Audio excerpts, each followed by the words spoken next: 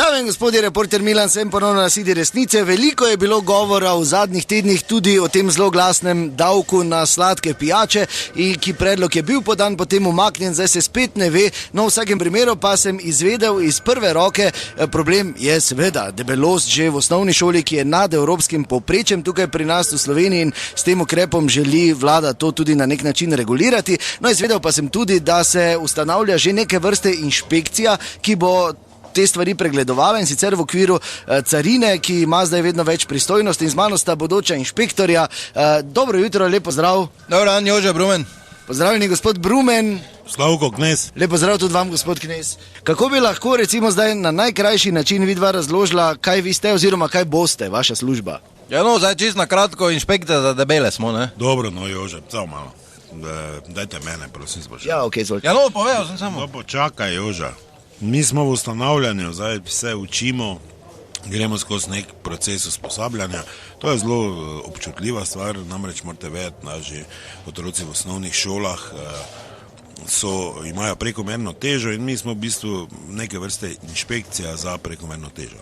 Ja, kaj pa sem jaz rekel? Ja, nisi tako povedal strokovno, ne? In kako bo izgledalo vaše delo? Kaj boste počeli pravzaprav? Ja, kaj bomo zdaj recimo, ne vem, naprimer drugi teden bomo štartali, gremo po osnovnih šolah, pridemo na osnovno šolo, tako se že na oko vidi, ker izstopa vun iz poprečja, poklice halo mali debelinko, sem pridi, odpri torbo, vsipaj vun čokolade v koš, daj podatke od staršev, gremo na dom, pa kaj je debelinko ti, kaj z vami? No, daj to te, pa kaj si, Joža, ti noral, kaj si? Ja, tak, v kratkem, ne? Pregled na osnovnih šolah, naše delo bo, da dejansko popišemo situacijo, pogledamo otroke, ki seveda niso sami krivi, da imajo prekomerno težo, se pogovorimo z njimi na pedagoški način, zajemo podatke in potem tudi po potrebi jih pač obiščemo na domu ter apeliramo na nadaljno prehrano, ne. In kaj sem jaz rekel? Nisi tako strokovno povedal, tako da nehaj ti govoriti. Ja, kako pa boste sankcionirali stvar, bodo kakšne kazni finančne? Ja, zdaj recimo, da pridemo mi pol na dom, pa vidimo, da je cela familija debela, pa vsi na kavču, pa s čipsi, pa z nekimi pijačami v roki, to druga niko, da jih oglobiš, ne? Ker zdaj debelega ne možeš odvaditi. Ker drugače ima zopet država same stroške za postopek, pa je to začaran krog, tako da globa jim ne uide, ne? Da se v transportu pa v zdravilih čez par let ne menimo, ne? Dobro, ne bo glih tak, no.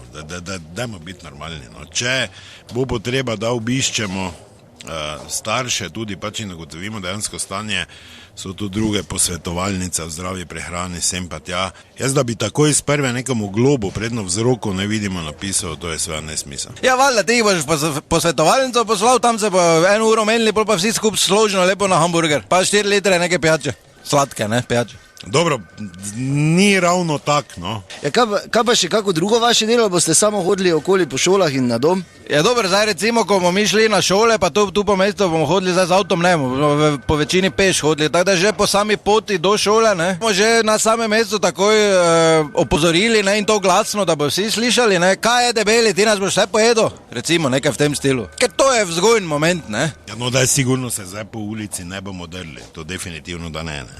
Slavko, Joža, kaj bo ta za malco? Jam lazanjo. Pico bom, pa 2 koli veliki. Se opravičujem, pa ni to malo neprimerno? Kaj neprimerno? Ja, kaj naj zdaj kolerabo žerem, če sem v službi? Jaz zdaj moč, da debele lahko lovil, ne? Dobro, ni. Ja, hvala lepa, da nas več ne bo zabite, resnica ni plenica, pa vendar marsikomu smrdi.